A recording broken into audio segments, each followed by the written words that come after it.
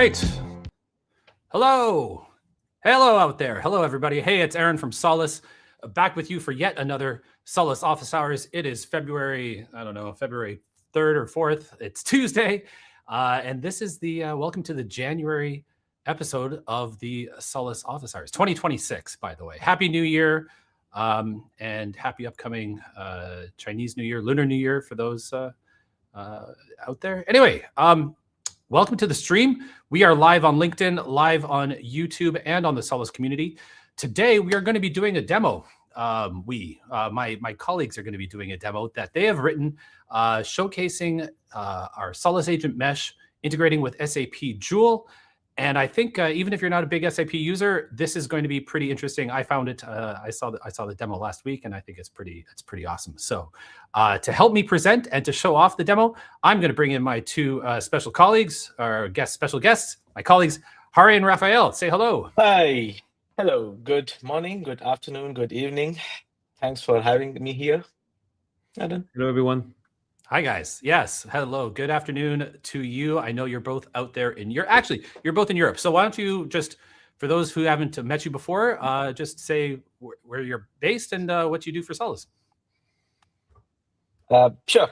So my name is Hari. I'm a developer advocate at Solace. I'm based out of the Netherlands. And what I do is I help our Solace community, the developers, the architect who use our platform to know about our platform and to use our platform as best as they can.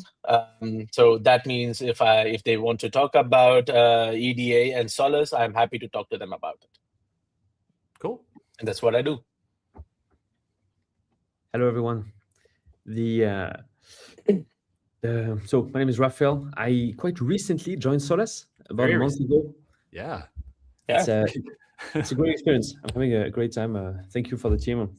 And my role is focusing on the Solace Agent Mesh, helping our customers make progress with agentic AI, put it in production, really at scale and enterprise ready. And before I joined Solace, I worked for 3 years at SAP on topics of automation and Joule. So very happy to talk about this topic. So this is near and dear to your heart then, I guess, kind of just switching sides, but still working with SAP, still working with Joule. I guess, would you call yourself an AI expert then, or at least an AI enthusiast? Very much. Experts, let's remain realistic, but enthusiast at least very much. No, I'm a Solace enthusiast as well. I would never call myself an expert because there's always some people out there that are way more expert than me. Anyway, hi everybody. Welcome to the stream. Thanks for joining. If you're watching us live, please, we have we're here live. We want to see some comments, some questions from people. Put in the chat where you're joining us from. Running Roach, as always, thanks for joining. Good evening to you. I hope you enjoy watching this. Welcome to 2026. Yeah, that's right. So I am in Toronto. I have now moved to Toronto, by the way. It's very snowy here today. We had a big snowstorm a week ago. We got more than 50 centimeters, so that was pretty exciting. All right, we're going to be doing a demo. Do we want to do a few slides, I think, before we kick this off? Yes. Do we want to share? Yeah. Should I share your desktop there, Hari, or do we want to talk a little bit and set things up first? Well, let's get started off. I can talk through some slides, very introductory slides, and then we'll get off to the meaty stuff. All right. And while we're kicking things off, if you're out there listening to us, say hello, put in the chat, tell us where you're joining us. So give us a shout out. We'll give you a shout out here on the Solace Office Hours. It's very exclusive and it's cool. Of course, it's exclusive. All right, Hari, over to you, man. What are we going to see today? So before we get off to the really interesting part that Raphael and I managed to put together, we want to talk about how agentic AI has evolved, right? So I guess LLMs and the stuff, they really natural language processing and machine learnings have been there for a long time, but then Gen AI really kicked it off with the large language models, where you start solving problems with pre-trained data sets, and you could do a lot of interesting things, like solving problems, creating haikus and stuff like that.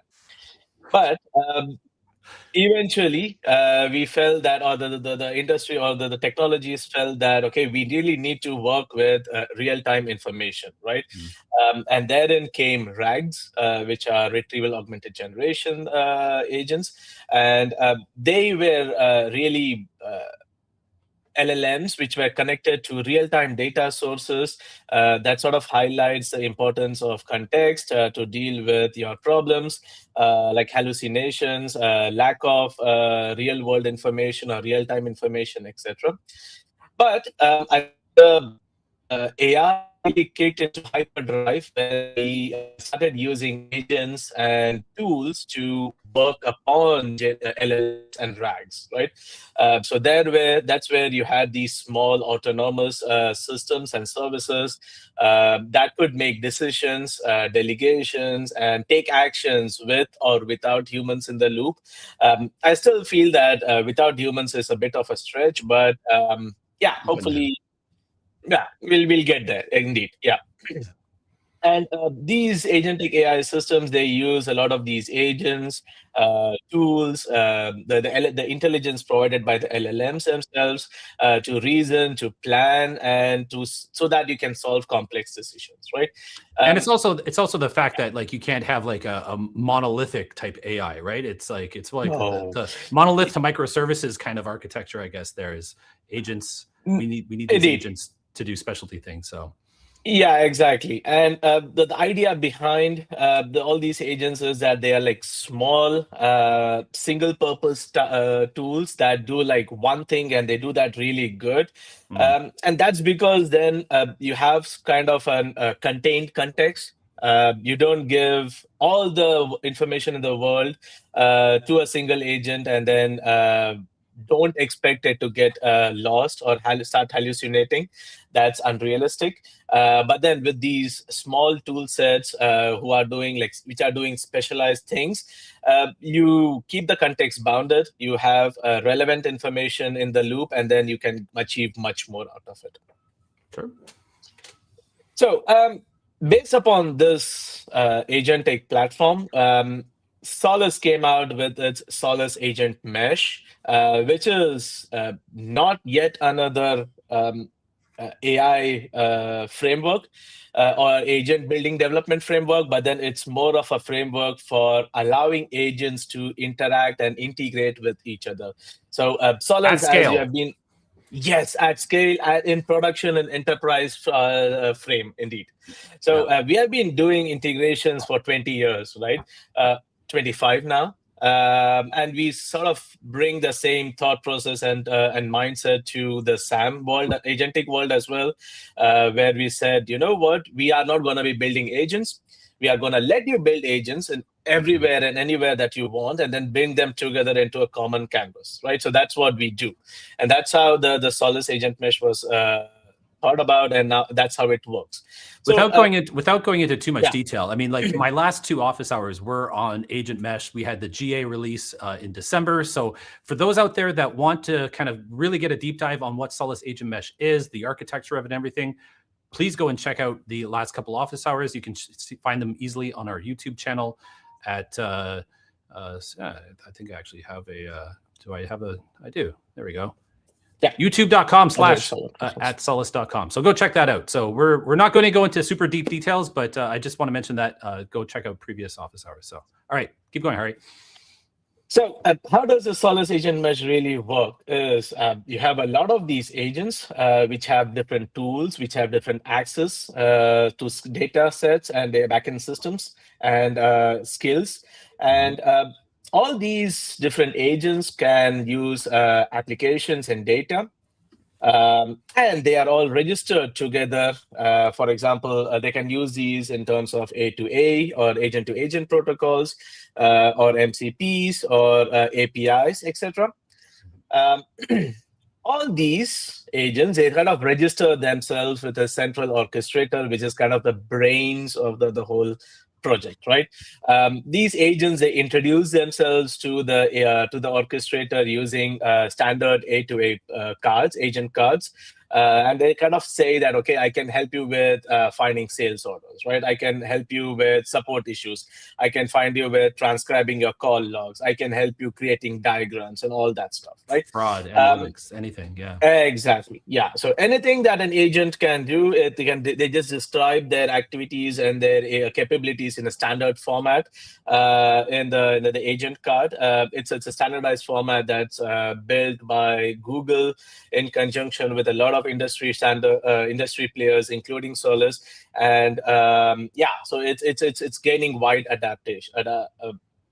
One of the big things that I had a customer call just last week saying, we are the only AI agentic framework that is actually using asynchronous communication, right? We've built this on top of the Solace event broker, the Solace event mesh, as it were.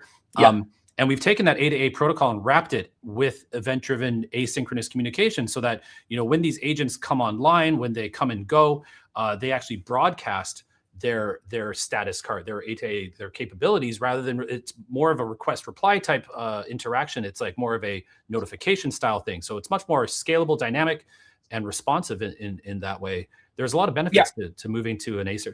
I think other frameworks will probably eventually see the benefits of going to a asynchronous communications at some point. Indeed, yeah.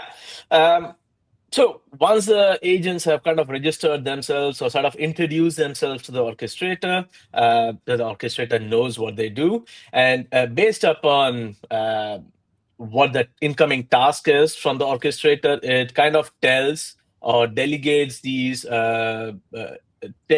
these agents individual tasks, gets back responses from them, and then sort of collates those responses together in a cohesive manner. Now, like you rightly said, all the communication is through real-time Solace events, and I'm going to really actually show you that as well, how it's going through. Yeah. Right.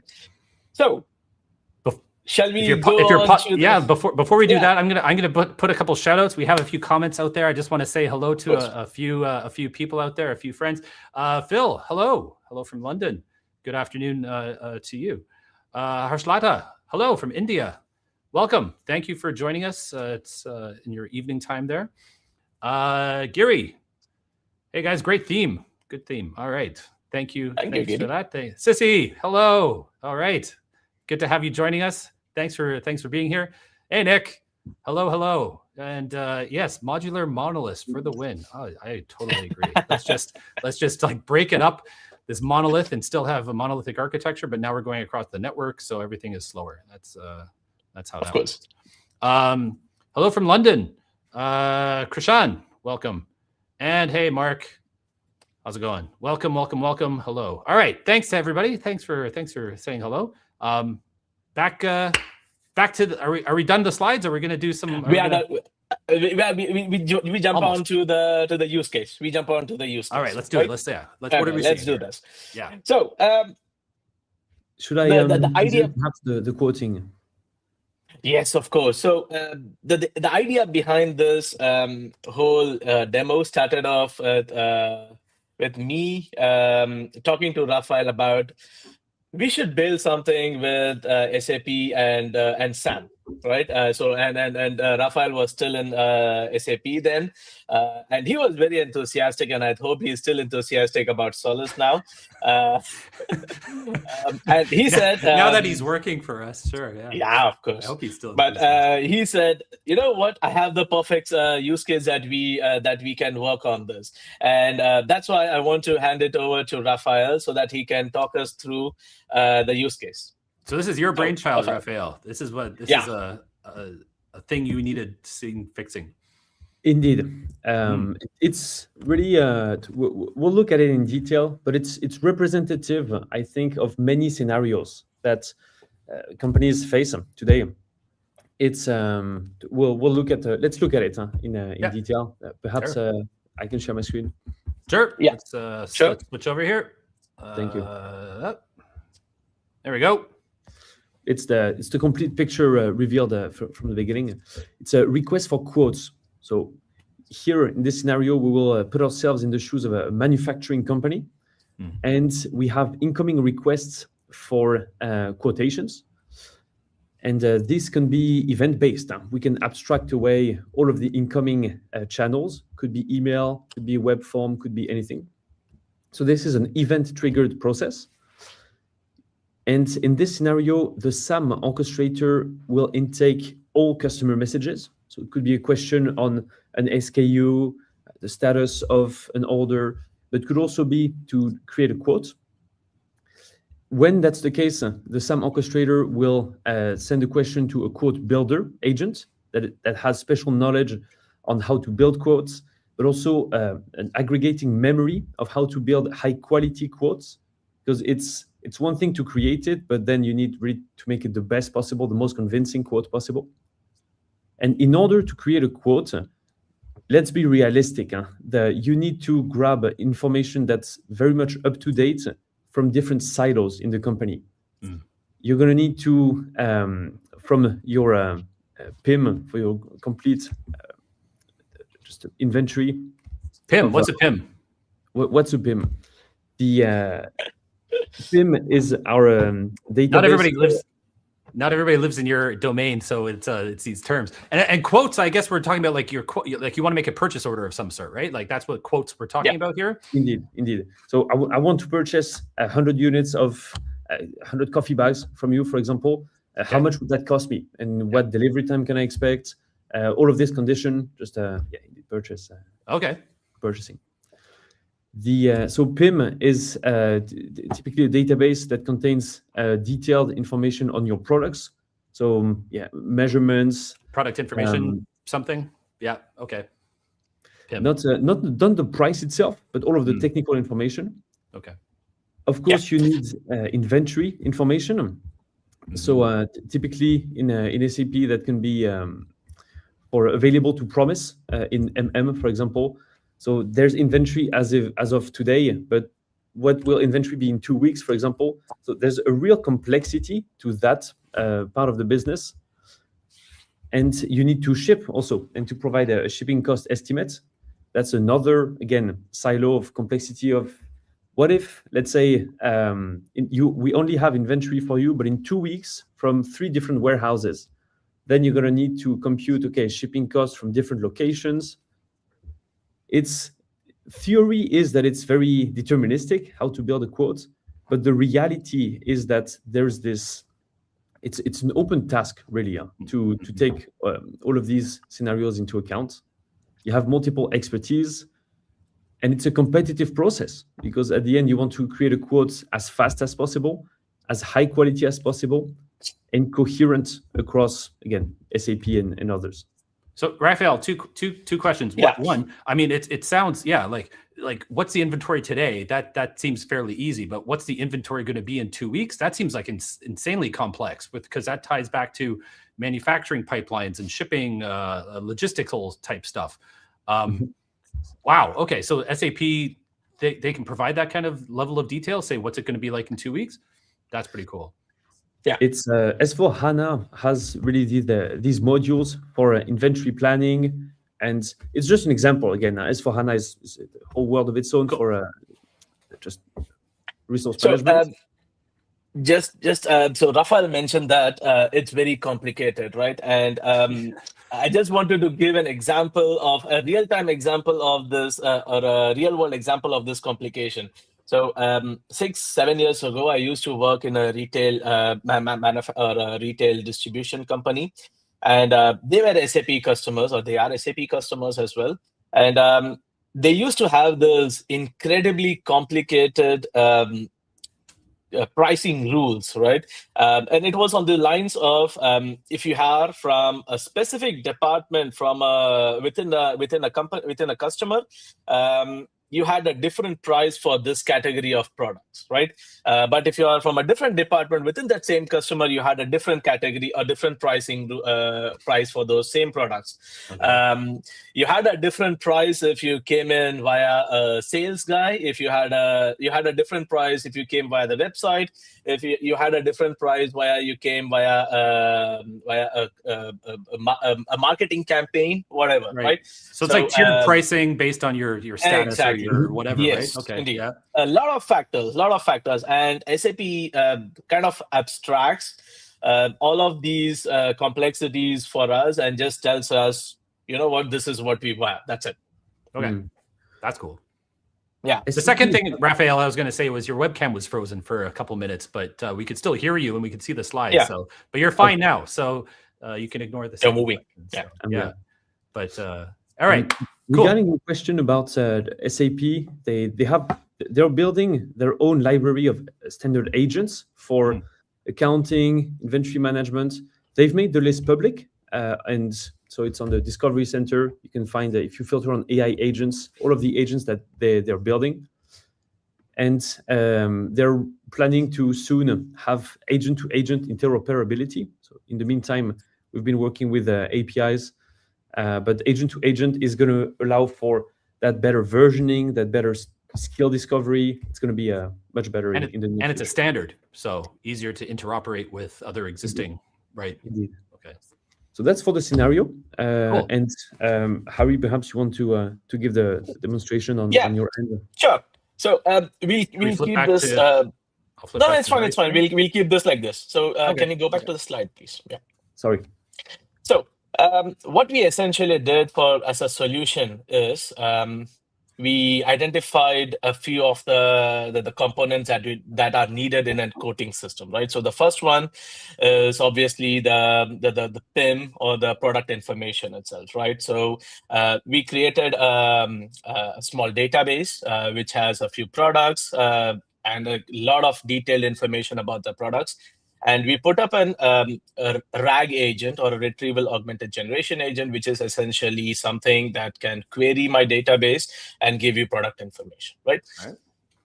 Then we built Raphael built for us a nice Joule agent, which can talk to which can query S4HANA tables, which can say what's the price for this product, what's the availability to promise or ATP, what's the stocking, what's the inventory, what can we deliver from which warehouse, etc., to warehouse addresses, etc. Now, Joule agents, as of now, they don't work with A to A right now. It's apparently on the pipeline, so we are expecting that soon. So that would be nice. But even without it, they expose a very rich set of APIs, which we can use to simply trigger new threads or chats on the Joule agent itself. So we built a Joule agent, and then on top of it, I built a custom kind of a proxy that talks between the Joule agent and the SAM. And lastly, we need shipping costs, right? So we said, okay, you know what? I'm going to use a shipping aggregator called a ShipStation. And ShipStation, in there, you can really configure regions. You can say, I want to use DHL, UPS, FedEx, etc. And we can say, okay, I'm going to ship a package from, let's say, 50 kilos from point A to point B. Give me codes, right? Simple as that. And we built all of this, and I felt that it would be nice to have a single sub-orchestrator, a kind of a brain which can kind of correlate or talk to all these agents and give me like the final response. So we built a small a code planning agent as well. And that's the name from Raphael, Code Builder. That's actually nicer. I'm going to use that in my the next version. And all of this is registered with the SAM orchestrator, which is kind of the UI to the user itself, right? Yeah. So Well, if you can put orchestrators, it's a bit of it's not a dirty word, but it's like I've heard people kind of push back against that. It's basically our agent of agents. It's because the orchestrator is just another agent, right? It's more of a manager. It's more of a manager agent that knows about other agents. And it's going to talk to the quote builder agent who knows about his other agent. So he's kind of like the middle management. So indeed. Yeah. Cool. If you share my screen, then I can show you exactly what we built. All right. Boom. Yep. Now, this is what we have. Like I explained, we have the orchestrator in here. You want to zoom in? We have the orchestrator. Yep. Yeah. Nice one. So we have the orchestrator. We have the code planning agent, which is kind of the middle manager, like you just said. And all it does is it handles tasks and coordinates multi-agent workflows, especially for handling in code requests, right? So then we have the PIM agent, we have the Joule agent, and the shipping integration agent, right? So now let's get started off. I'm running all of this in an enterprise Solace agent mesh version. And the nice thing about this is I can actually group up into create projects within the Solace agent mesh. You did build this on community first, though, the community edition, right? And yes, indeed. So I built it on community, but then I spent like a bunch of time on porting it to enterprise because I wanted to show off some cool stuff. A few Slack questions. So I'm glad you got it running. But yeah, most of this can be done on the completely free Solace Agent Mesh Community Edition, which if you're not aware, check out the repo down there at the bottom. GitHub.com/Solace Labs, Solace Agent Mesh. Give it a star. Give it a download. Give it a star. Yeah. Check it out. Give it a star. We're always looking for stars. So yes, of course. But we're seeing enterprise here, right? Yeah, just one small clarification, right? It's not like you can build you can build all of it on the community edition, right? So the only thing that you wouldn't see is detailed matrices and tracing and stuff like that, but otherwise it would work perfectly fine. Now, in my project, what I've done is just to make sure that I can kind of do some intelligent automation. I can do some kind of intelligent I can streamline my process. I just created a new project in here called as an agentic code process. You can actually put up a lot of instructions or background context into this as well. And what I want to do is start off with a new project, right? In this new chat, I say I can create these shortcuts to pre-configured prompts as well. So I say, give me all the information about motors in the product information management. Motors. Right? So yeah, like car motors or like electrical fan motors, or what kind of motors? It'll show up in a minute. We'll see. We'll see. As the agent. We'll see. As the orchestrator. Yeah. Yeah. So what does it do? What happens in the background is you go to this nice workflow. And if I can zoom in a little bit like this, and what it does is the request goes to the orchestrator. The orchestrator says, okay, I got a request for getting all the information related to motors, blah, blah, blah. So it talks to the LLM and it says, with its intelligence, it says that the Acme PIM agent is kind of the best agent for this thing, right? So it starts talking to the agent, and the RAG agent then kind of starts querying that in the background database, right? So it could be a database, it could be a PIM system of its own. There are plenty of them, and it gets a comprehensive list of all the motor product catalog report, right? So it's just doing that. So it's back and forth to this product information database, trying to find things about motors, just various queries. I guess that's what it's doing. Exactly. So it executes all these different queries, and it sort of goes through a process of, okay, what did I receive from my previous request, and what do I need more information on? So it does that, right? So and this is the result that it comes out with. I can actually go in here. The artifacts, because of the zoom in. It's you can zoom in if you want. It's really a deep research output. There's a bit of time that you have to wait for it, but the data quality and how much it encompasses of, okay, you as a user and all of the database is much, much richer than a single query. Huh? Indeed, definitely. That's absolutely true, and it's also quite detailed in the sense that you can sort of look at what we have here, right? So it says I have 21 products, and this is a question that you asked, right? So what kind of motors? Fan motors, electric motors? Yeah, so these are electric motors indeed. Sure. And this is just one format of the output, right? So let's say that I don't want this. I can say, okay, give this whole information in a compact tabular manner CSV and or all that something. stuff. Sure. Yeah, exactly. And it does all of that. Now, let's get to the important stuff or the nicer stuff. So, what I want is I want to actually make a code request, and I say, give me, I want to raise a code request for this product. A SKU is this. It's a stock keeping unit. So I want information for this particular SKU over here. Then quantity, I want 4 of these motors, and I want to be delivered it to this address in the Netherlands. And because it's a warehouse, you usually have a contact person for that warehouse. So this is the contact details. And because of my warehouse operating situation or my operational reasons, I have a requirement where my package should not be more than 50 kilos, right? And if it's a package of more than 50, then break it down into smaller packages or multiple packages. If these are truck motors, that might be hard. 50 kilos is, not. Indeed. So then obviously my shipping preference would be different as well, right? Because I know that I'm asking for a big truck motor. I can't expect it in 50 kilos or less. So okay.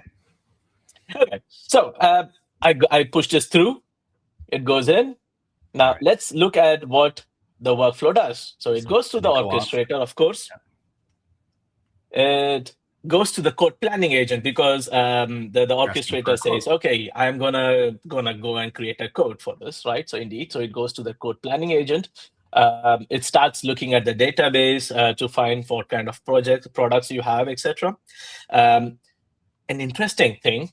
So usually when you ask for a code, there is a moment where you can have some kind of upselling or cross-selling opportunities, right? So a code guy could say, or a code response team could say, sure, we can give you this motor or this product, but do you know what? We actually have a new version of this product. Maybe that's a better fit for you.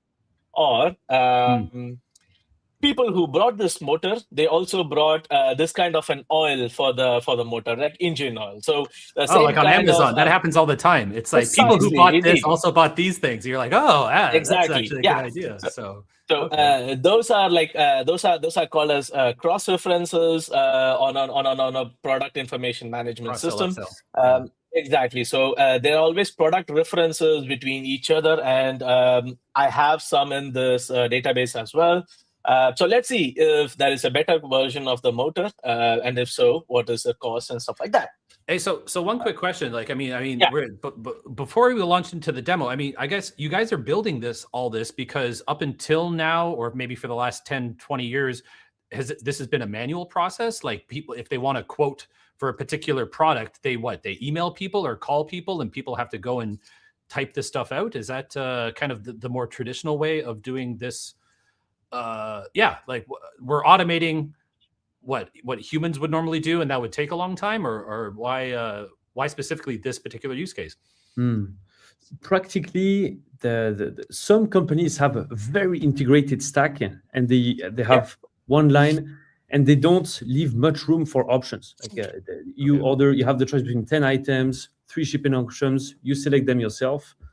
But there's also the vast majority of enterprises have and SAP and Salesforce for your pricing and something else. And you want to give your customers some room. And email-based requests for quotes that take hours or days is quite a common practice. Okay. It's a competitive environment, so maybe sometimes the first quote wins. And just as Harry mentioned, now there's all of those choices about pricing, about shipping that you can infuse into the agents just via text. those are policies, and you can enforce them, you can monitor them on afterwards, and that lets you be much more competitive afterwards for these quotes. Cool. Okay. Indeed. And that can take hours or days sometimes. The time for you to go through SAP, find the information, go through the CRM, find the information, get it all together, it can take hours. Easily. Make a report, blah, blah, blah. It's, of course, yeah. Talk to multiple vendors. Okay. Yeah. Hours, days even. Days. I've typically seen it in days, to be honest. Wow. Okay. Let's look at what it's doing, right? So the simple thinking first. So it just asked everything in the database, and it sort of gave everything back about that product into the shipping or to the code planning agent, right? Okay. Now, so we have the product information. Now we need to talk to Joule to get the codes, the pricing, the availability to promise, the warehouse locations and stuff like that. So like Raphael mentioned before, we have the Business Agent Foundation, which is kind of the platform where you can build Joule agents. And Raphael, would you like to talk a bit more about the Joule agent that you have built here? Absolutely. So SAP presents standard agents, but you can also build your own, customize them. Joule Studio is one way, Business Agent Foundation is another. And just like in practically all agentic platforms, you define your prompt, you select your model. One thing that SAP has thought of that I think is quite smart is model backups. LLMs have quite bad SLAs. They're often down for a few hours a month. So SAP offers a feature for backup LLM, which is convenient. So all of your SAP and Joule specific definitions for the agents, but for connectivity as well. Joule agents support MCP and connectivity to S/4HANA, for example. And the prompt is really the core of the identity of the agent. Of course, yeah. And we can track the various conversations that take place. Indeed. So, So what it did is you need to first start authenticating yourself with Joule, right? So so my Joule agent, it first gets an authentication token in here. Don't bother copying this up because it's short-lived, as following good security practices.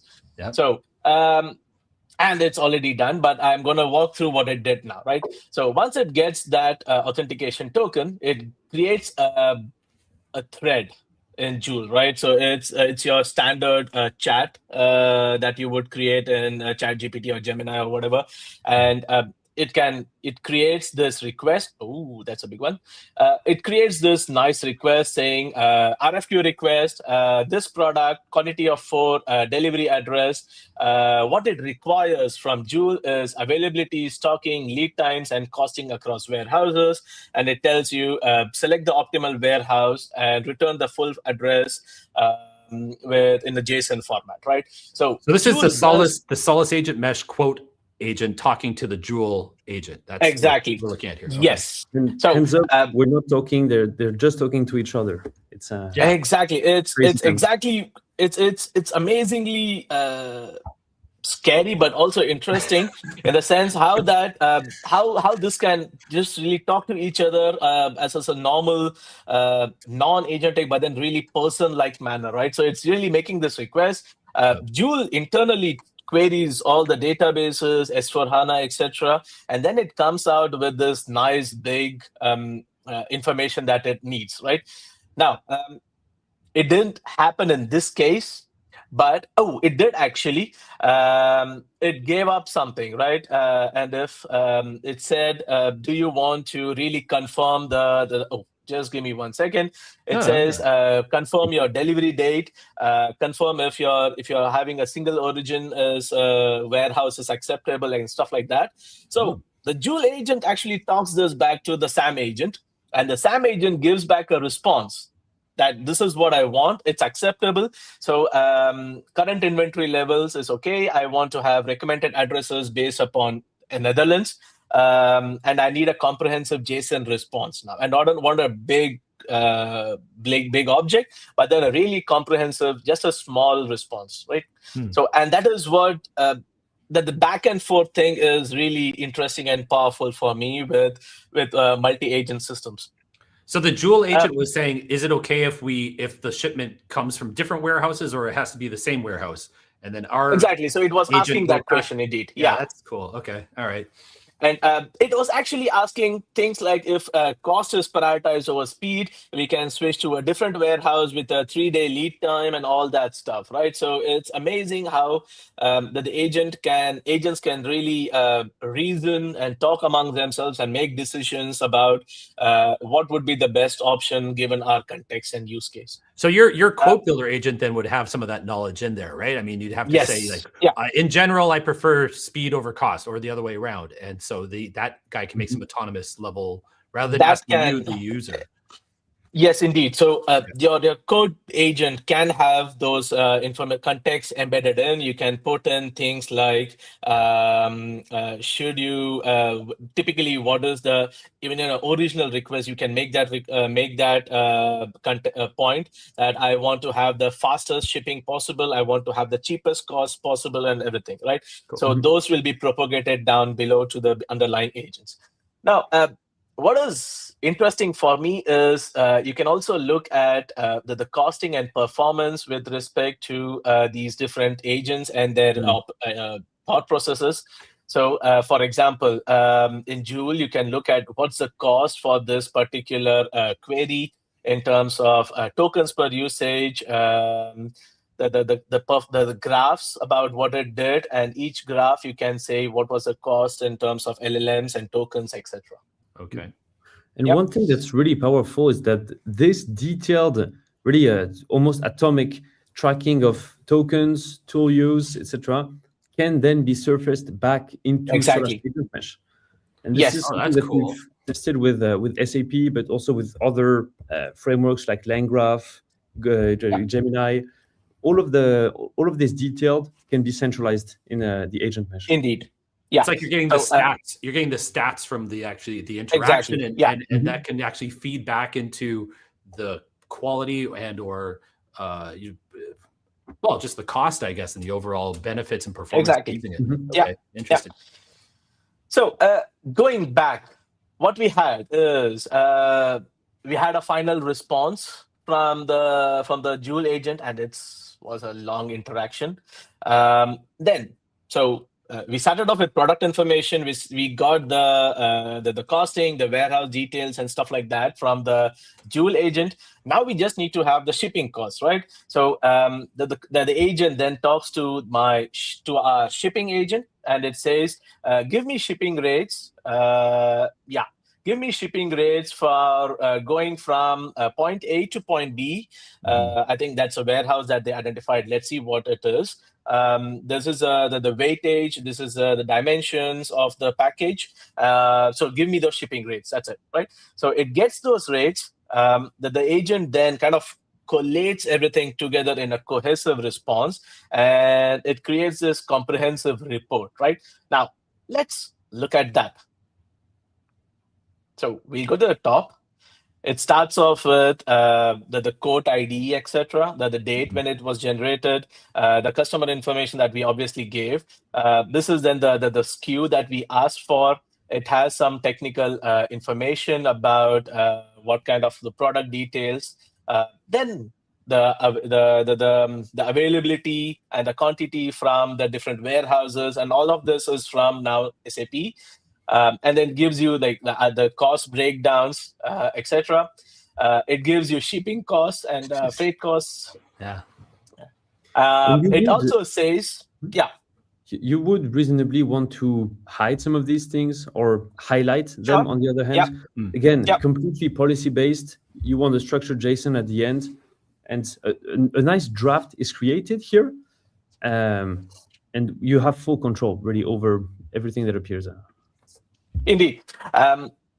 What is even interesting is in the projects that we saw before, right? So you can put up a template saying, okay, give me the response to my request in this specific template and nothing else beyond it, right? So you can even have Sam do that for you. So these are the shipping and the logistics information. It even selects the optimal warehouse, of course, but then it also selects the optimal shipping agent or the shipping option as well. So UPS standard, and then it also gives you alternative shipping options, like for example, UPS or DPD. And it gives you a delivery schedule, etc. So all of it, all the information that you would expect really in a quote request or a enterprise standardized quote request. Pretty cool. And I have an interesting thing to show you further. Oh, but wait, there's more. Wait, there is more. Obviously, why would you want to do this? Obviously. When you have done this, if you're buying stuff, you might want to do this. So that's of course. Okay. But then when you have done this, you also want to see what's the cost, right? So cost of doing this, right? So you can do that, or you can look at the cost by going to activities in over here, and you can do a performance, right? So the first thing is the performance part. It took a total of 352 seconds. Okay. 352 seconds as compared to 5 minutes, 6 minutes. Okay. Yeah, 6 minutes compared to what Raphael told, that this is a multi-day, multi-hour exercise usually with a lot of going back and forth between different systems. It's pretty amazing. So in the orchestrator you can also get a breakdown of all the different agents or the sub agents that were kind of involved in this. The cost breakdowns on what happened where exactly. So for example, this is an LLM call, this is the agent call, this is the delegation call, etc. So you can do all of that. Oh, nice. Right. This is really, so that's interesting.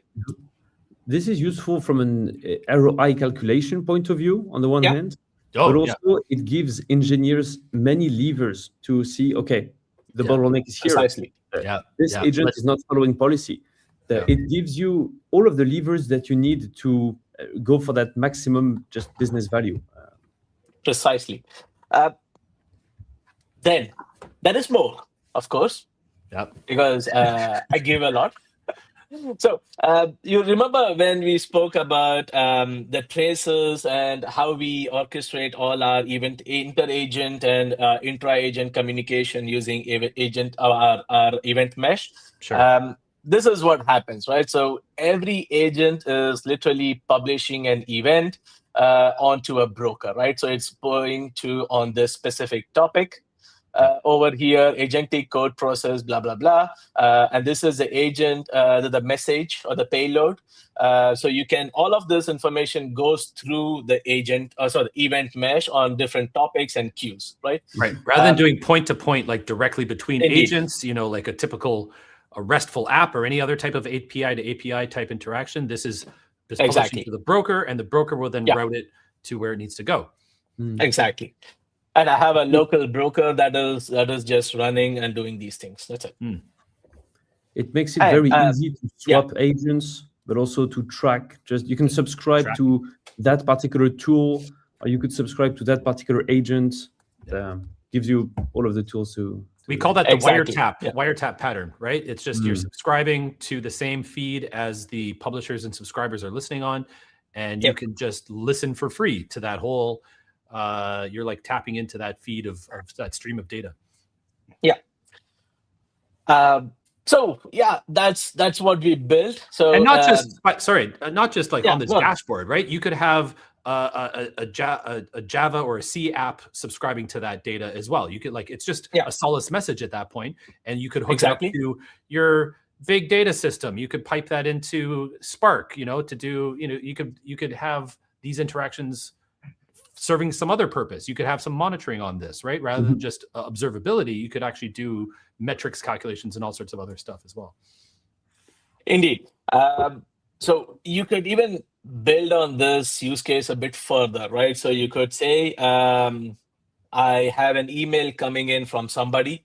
That email goes off into a topic or as an event on the broker, and that event would essentially trigger off this whole process instead of just using a web UI. And instead of publishing something back onto the web UI, you can simply take this artifact, right?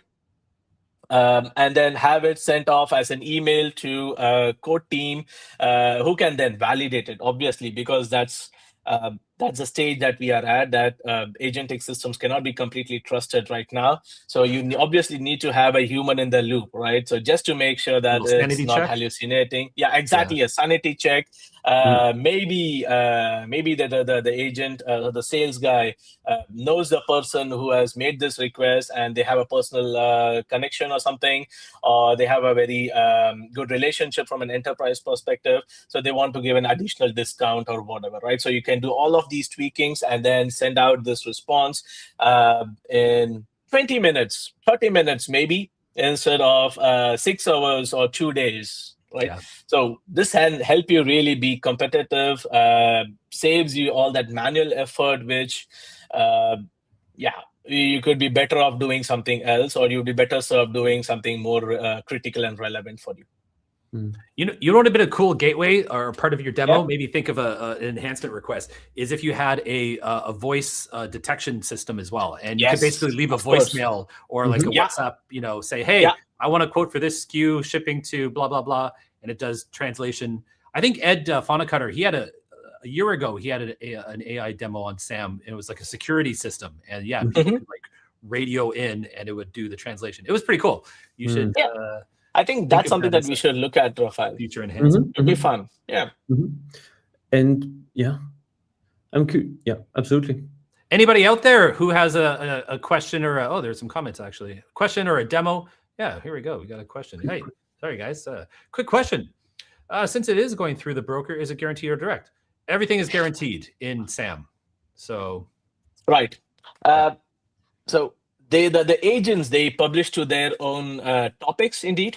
But then the consumption always goes through queues. So it's then you don't lose messages during that communication indeed. That's right. Because like we've built this thing to be highly available, like eventually as the scale dictates, you might use partition queues to have multiple orchestrator agents or multiple quoting agents that are able to kind of like scale out and get their flow of data. So so it's following typical Solace best practices for our kind of guaranteed messaging, published on topics with the delivery mode of guaranteed, going to queues. Right. Agents, as they come up and down, might be using temporary queues to ensure that they don't lose data there as well. So it can deal. The broker will handle those bursts of data. They'll get queued up. The shock absorber use case. All these different benefits come from using guaranteed messaging in Solace. Alternatively, if the agent goes down mid-processing, what kind of retry context-aware recovery is present? Well, great question. Sure. I'm not sure if it came up in this workflow, but at some stage, right? Here. So at some stage, let's say that the token or the whole processing sort of broke down midway, right? Sure. Okay. The orchestrator or the sub-orchestrator agent is intelligent enough that it kind of understands, my communication broke down. Maybe I should restart the whole communication again, right? So that's what it's doing, right? So in this case, it made the request, but then it suddenly said, no, you are not authorized anymore. So it just went ahead, got a new token, and started off where it just left it off from. That's it. So if you got it, would it be smart enough that if it got a timeout, it might also retry a different way as well? Or okay, indeed, yeah. The orchestrators you can define a retry policies, and it serves really many quality of life purposes. At the end, for quality control, making sure that input output, does it fit? Retry policies. There's a limit to if it's down for days, then maybe like we have something else to worry about than this exact process. But it's really helping to automate the reality of these processes. Indeed, agents are going to go down. Authentication is going to run out. Yeah. Yeah. And then the nicest thing about for me from an integration perspective is these are not prescriptive workflows. And what I mean by that is I'm not telling the agent, do this, get this response, do this next, and if something happens, do this error handling and stuff like that. No, I'm just saying you get the agent, you get the product information from the PIM agent, you go to the Joule agent for the stocking price and the pricing information, you go to the shipping agent for the shipping cost. That's it. Right, and I just tell it, you do it in this sequence: product information, pricing information, and shipping information. That's it. All the other things, the error handling, the retries, the handling of responses between the agents, the communication, multi-level or multi-stage communication between those agents. All of this, the orchestrator and the sub-orchestrator do this on their own. And that for me is very critical because instead of just building prescriptive or I don't want to call it like that, but then agentic business processes, you are building in really freestyle, more autonomous agents that can actually use the intelligence of the LLMs behind them to solve your problems.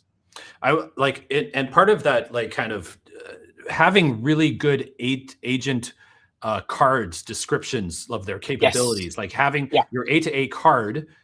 If you flip over to your agents tab there and kind of look at I'm just going to do that. Having a very well-described capability for your agent is key to that, to exposing the behaviors and the capabilities of each agent. So the orchestrator, using its smarts, can figure out who it needs to call and where. Exactly. So right. We do have some customers that don't like the kind of the dynamic nature of this, I mean, but at some point that's some people like the regimented kind of deterministic flow of a prescriptive workflow.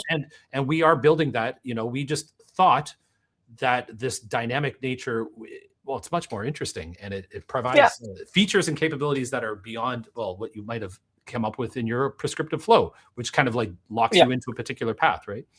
Indeed. Yeah, definitely. Good question there, Running Roach. Thanks for that. So, any other questions that we should be talking about?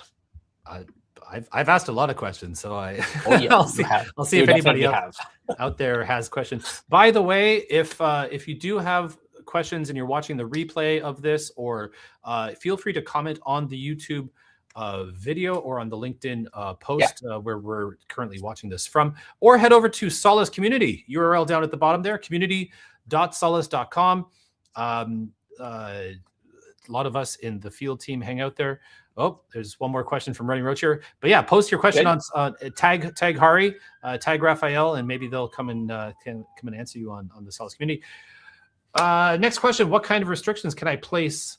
Meaning the same agent handles internal and external queries. Not everyone should have access to everything. Right.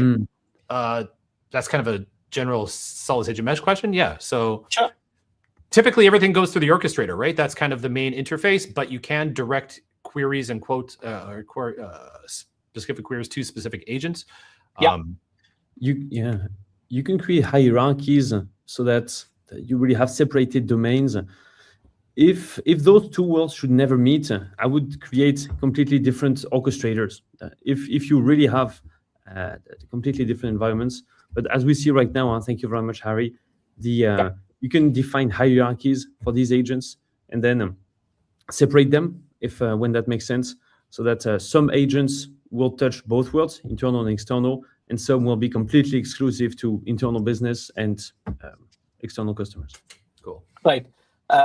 You can. I didn't make it up like this, but you can pretty much say that the orchestrator should never talk to these agents. It should only talk to the code planning agent, and that's the one that talks to these underlying agents. Right. So you can make it like that. Indeed. It's kind of like the orchestrator is the big boss and the gatekeeper, and the quote planning agent is the department manager who manages their interactions and everything. Exactly. Yeah. Right. Okay. Yeah. Yeah. So you can build a really tiered system of agents and capabilities. And then And I guess again, because it's built on top of a scalable framework, the quote planning agent we could have multiple PIMs or multiple your shipping integration there, ShipStation could scale out as required, right? Yeah. So yeah, indeed.